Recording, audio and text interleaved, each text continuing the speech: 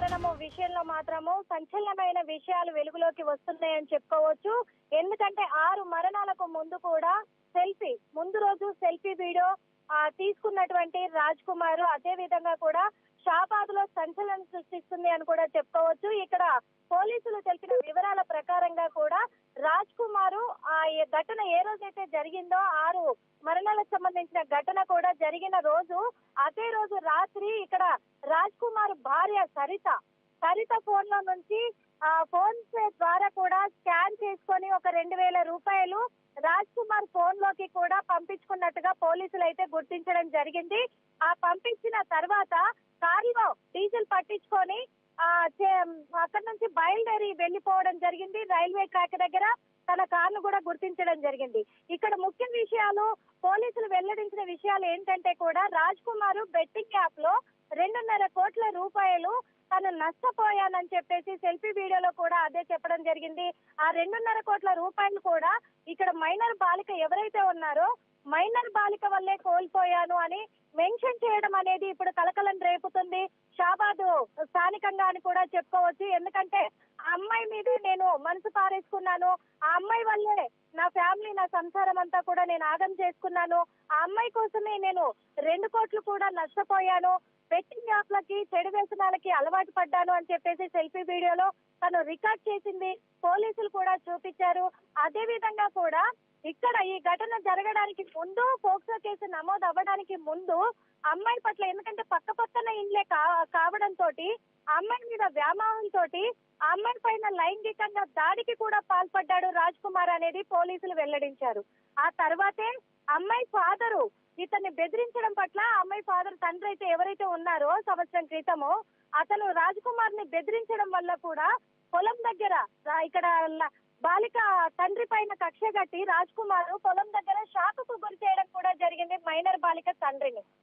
ఇవన్నీ కూడా పోలీసులు వెల్లడించిన వివరాలు.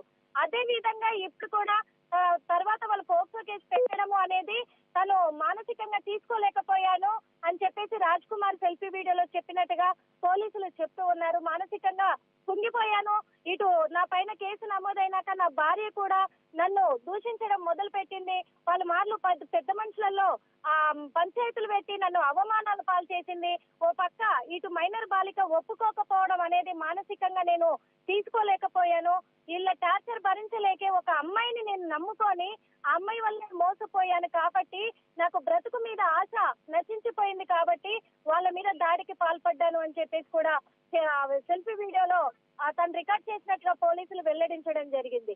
అదే విధంగా కూడా ఇంకొకటి ఏంటంటే రెండు మారణాంకాలను వేరుగా ఉపయోగించినట్టుగా ఇక్కడ పోలీసులు వెల్లడించారు. ఇక్కడ ఒక కీలక మలుపు ఏం చోటు చేసుకుంది అంటే కూడా ఆ 2 మారణాయుధాలలో ఒకటేమో భార్య పిల్లలకు ఉపయోగించాడు, ఇంకొకటి మైనర్ బాలిక వాళ్ళకు ఉపయోగించాడు. కానీ ఇక్కడ ట్విస్ట్ ఏంటంటే ఇక్కడ మైనర్ బాలిక ఇంటికి వచ్చి మైనర్ బాలిక తల్లి మైనర్ బాలిక నానమ్మ పైన దాడి చేసిన తర్వాత వాళ్ళ ప్రాణాలు తీసినాక మైనర్ బాలికలు లాక్కొని వెళ్ళిన తర్వాత అక్కడ భార్య పిల్లల పైన దాడి చేశాడు రాజ్ కుమార్. అంటే అంతసేపు మైనర్ బాలికని ఎక్కడ పెట్టాడు, కార్లో పెడితే అమ్మాయి అరుస్తుంది కదా అంటే అప్పటికే ఏం చేశాడు అనేది ఒక మిస్టరీగా మిగిలింది. ఆ తర్వాత మైనర్ బాలికను నిర్మానుష్య ప్రదేశానికి తీసుకెళ్లి అక్కడ అమ్మాయి పైన మళ్ళీ లైంగికంగా దాడి చేసి ఆ తర్వాత ఆమె ప్రాణాలు తీసినట్టుగా పోలీసులు గుర్తించారు. ఎన్ని ట్విస్టులు చోటు చేసుకున్నాయి రాజ్ కుమార్ విషయంలో, ఆ ఘటనలను, ఆ కేసులో అని చెప్పుకోవచ్చు. మొత్తానికైతే ఇప్పుడు రాజ్ కుమార్ లేడు, రాజ్ కుమార్ ఇంకా కనిపించాడు అనే వార్త అనేది నిజమైంది. అదే విధంగా గ్రామ ప్రజలు కూడా కోరుకున్నాడు.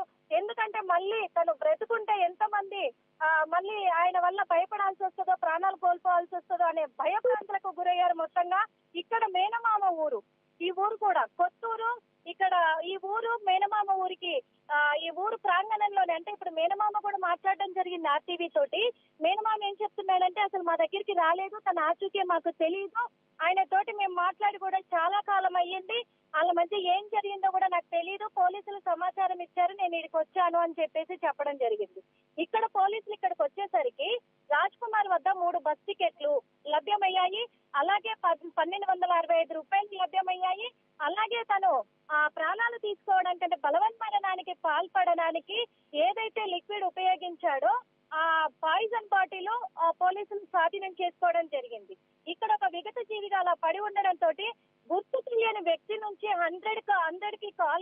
అని పోలీసులు చెప్తున్నారు.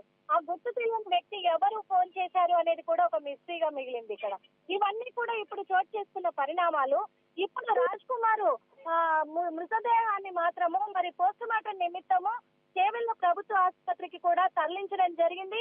పోస్ట్ మార్టం నిమిత్తం మరి తర్వాత గ్రామస్తులు రాణిస్తారా అక్కడికి లేదా అనేది రేపు ఉత్కంఠంగా మారింది అని కూడా చెప్పుకోవచ్చు. తెలంగాణ రాష్ట్ర వ్యాప్తంగా ఇదొక సంచలనంగా మారిందని కూడా చెప్పుకోవచ్చు.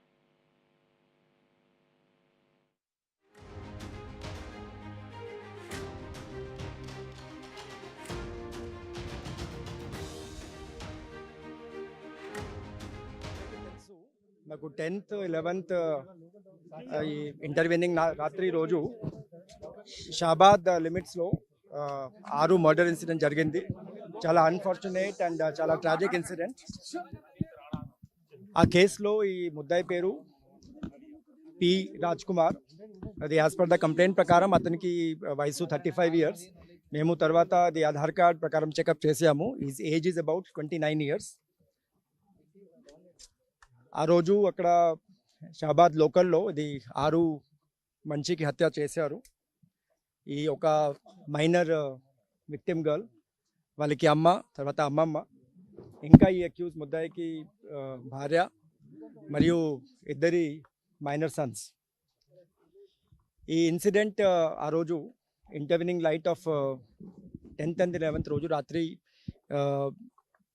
11 PM నుంచి 12 o'clock మధ్యరాత్రి లోపల జరిగింది.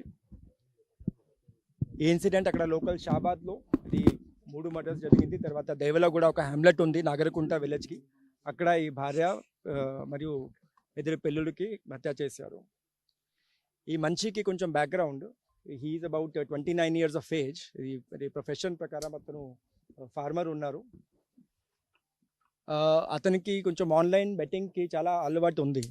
సో దాని కారణం ఈ was maintaining many SIM cards. మన ఇన్వెస్టిగేషన్ ప్రకారం ఇప్పుడు 16 సిమ్ కార్డ్స్ మాకు దృష్టిలో వచ్చింది.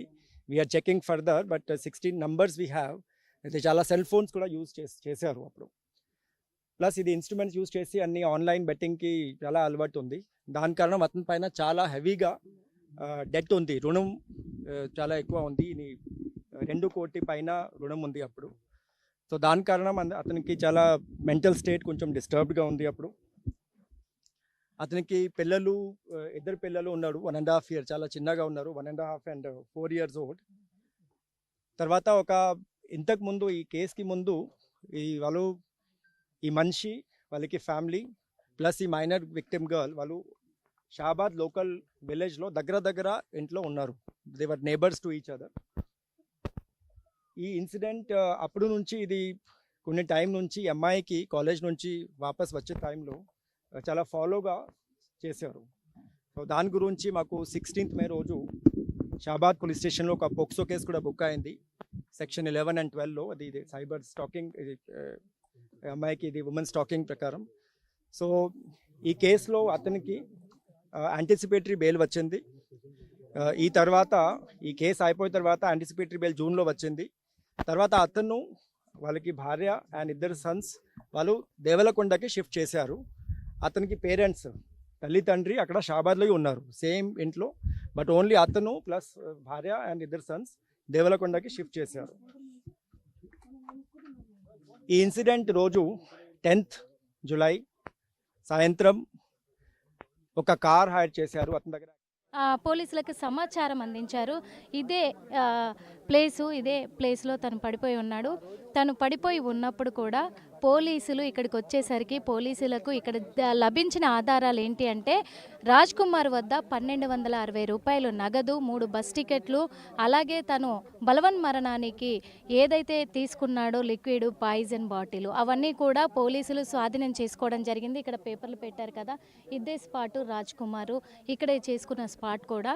మరి తను ఎలా ప్లాన్ చేశాడు అనేది కూడా పోలీసులు చెప్పడం జరిగింది. ఇప్పుడే తను ఎలా ప్లాన్ చేశాడు అనేది. ఎందుకంటే రెండు వేరు వేరు మారణాయుధాలను వాడినట్టుగా తెలుస్తుంది. మైనర్ బాలిక పైన ఒక మారణాయుధము, అలాగే భార్య పిల్లల పైన మరొక మారణాయుధాన్ని తను ఉపయోగించినట్టుగా కూడా పోలీసులు వెల్లడించడం కూడా జరిగింది. ఇంకో విషయం కూడా ఏంటంటే, ఫస్ట్ అమ్మాయి వాళ్ళ ఇంటికి వచ్చి అమ్మాయి తల్లిని, అమ్మాయి నానమ్మ ప్రాణాలు తీసిన తర్వాత ఇక్కడ బాలికను తీసుకొని, మైనర్ బాలికను తీసుకొని తను అంతసేపు ఎక్కడ పెట్టాడు అనేది ఇప్పుడు మిస్టరీగా ఉంది. ఎందుకంటే మైనర్ బాలికను తీసుకొని వచ్చి భార్య పిల్లల దగ్గరికి వెళ్ళిన తర్వాత రాజ్ కుమారు భార్య పిల్లల్ని హతమార్చినాక మళ్ళీ మైనర్ బాలికను తీసుకొని అక్కడ ఎక్కడైతే నిర్మానుష్య ప్రదేశం ఉందో అక్కడికి తీసుకెళ్ళి మళ్ళీ బాలిక పైన లైంగికంగా దాడి చేసి అక్కడ బాలిక ప్రాణాలను తీసినట్టుగా పోలీసులు వెల్లడించడం కూడా జరిగింది. అంటే ఎంత కిరాతకంగా ఈ గ్యాప్లో ఆ అమ్మాయిని ఎక్కడ పెట్టాడు, ఏ పరిస్థితిలో పెట్టాడు, అమ్మాయికి ఏమన్నా మద్యం తాగించాడా? ఎందుకంటే అమ్మాయి వాళ్ళ ఇంటి దగ్గర మద్యం టిన్ కూడా మనకు లభించింది అక్కడ ఆధారంగా. అలాంటిది అలా తాగించేసి కారులో ఏమైనా